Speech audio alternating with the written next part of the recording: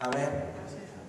Sehingga sore hari ini firman Tuhan mengatakan kalau firman tinggal di dalam kalau kamu tinggal dalam aku dan firman tinggal di dalam kamu, mintalah apa saja yang kamu kehendaki dan kamu akan diberi. Saudara tahu itu janji Tuhan. Jangan pernah kita diintimidasi oleh iblis atau oleh keadaan. Ini kan dihabis harusnya bisa diintimidasi oleh circumstances kan. Pesakitan mana bisa. Seringkali saudaraku, kita jangan selalu salin iblis. Kita seringkali terintimidasi oleh circumstances, keadaan gue kayak kerjaan gue kayak begini, bagaimana? Atau aku lagi kerja gimana? Aku lagi begini, keuangan gue kayak begini, bagaimana? Hidupku kayak gini, seperti apa? No! Tuhan bukan minta saudara ngotot, Tuhan minta saudara ngotot hidup di dalam Dia dan membiarkan firman dan di dalam saudara. Katakan amin. Tuhan minta ngotot seperti itu. Itu saudara. Masuk dalam tadi Pak Niko katakan banyak pray, praise and worship. Pray, praise, and worship itu seperti sponge di dalam air. Membiarkan hidupmu, pikiranmu, hatimu terus kepada Tuhan. Tuhan, nah terus kalau pada Tuhan siapa yang beresin ini Tuhan? Siapa yang berharap kepadanya tidak akan dapat malu? Aku yang berperang dan tinggalmu. Apa pada waktu Raja Hizkia minta matahari ini? Tuhan, aku minta matahari bayang-bayang bunuh 10 tapak. Tuhan bilang, lu punya keren raksasa yang gede. Cari lu keren raksasa yang gede. Supaya pegang itu bumi, supaya bisa diputar balik. Enggak. Tuhan gak suruh Raja Hizkia begitu. Tuhan lakukan. Hizkia meminta sesuatu, Tuhan lakukan. Amin. Ini saudara. Ini saudara.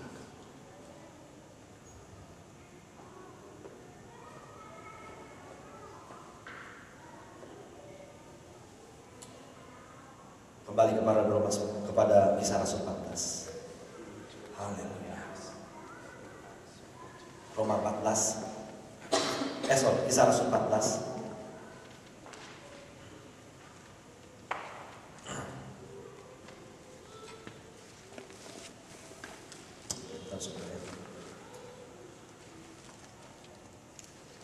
Kisah Rasul 14 ayat 10.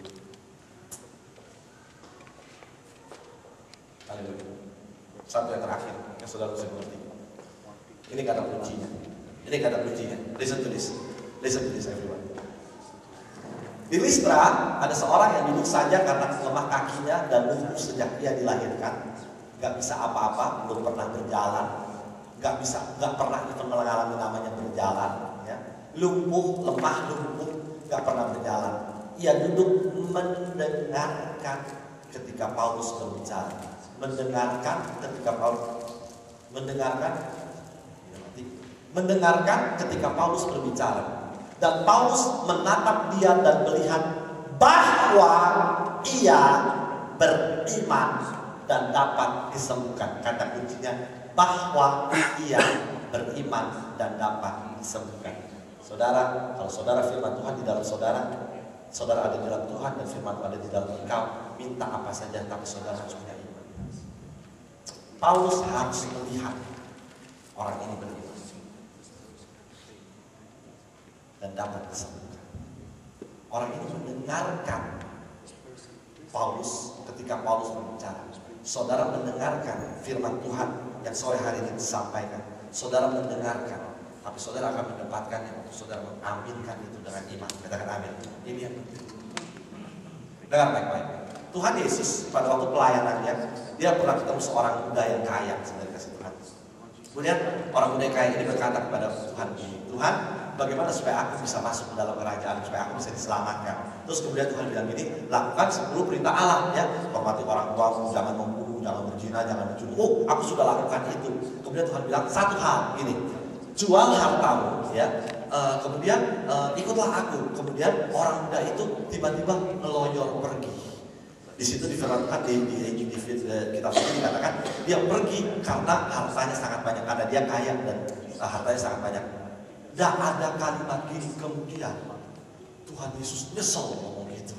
Kemudian manggil anak muda ini, dek, oh sini. Kan kamu udah melakukan firman Tuhan ya sebelum ya, udah jadi orang baik ya, udah gini. Kita negosiasi dah ya. Jadi jangan begitu dong, jangan main lawyer gitu aja. No, Tuhan kasih kebebasan. Sama sore hari ini pun firman Tuhan, orang merdeka itu waktu mau pergi aja, Tuhan nggak panggil lagi. Tuhan nggak pakai kayak aduh gimana nih, jadi dia gak enak hati dia panggil. Itu Tuhan gaya mangga dua kalau yang panggil lagi. Cik, berapa tasnya Cik? 60.000. Ih, mahal banget 60.000. Terus begitu saudara seringkali nawarnya gak keterlaluan. Dibuka 60.000, saudara nawarnya 15.000, boleh gak? Saya sering kali itu saudara. Kalau lihat cik di Mangga 2, saudara pun nawar. Harga, ini baju bagus banget, berapa? 450.000, nawarnya berapa? 25.000, saya capek, saya bingung. Lu tahu gak 450.000 nolnya berapa? 25.000 nolnya berapa? Tapi ditawar serendah-rendahnya saudara punya. Dulu saya waktu kecil saudara punya understanding, kalau nawar setengah kurangin dikit.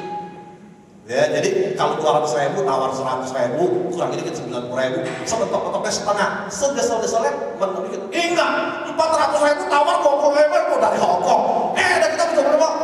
Yang benar no, pasnya berapa? Seringnya saudara ngerti kata pasnya berapa, seringnya saudara ya. Pasnya berapa dah? Udah 400.000 udah kurang-kurang 375 dah, cuma gitu ya. Harga tasnya 375. Yang 25.000 kenapa naik cuma gitu? Nggak mau 300. Udah 30.000 mau naik goceng, capek deh. Itu Tuhan Mangga 2 begini nih saudaraku. Habis tawar naik 30, dan itu sudah gini. Udah, itu udah terkontaminasi di otaknya, udah tinggal aja dipanggil. Dia kayak gitu kan. Udah tinggal. Ya udah kalau nggak mau udah nggak mau. Ngarepnya si Enci nih, si yang jualnya. Udah Ci, berapa Ci, maunya berapa Ci begitu. Itu Tuhan Mangga 2. Tuhan saudara bukan Tuhan Mangga 2. Jual hartamu ikut aku. Pemuda itu mulai pergi dibimbing sama Tuhan sama.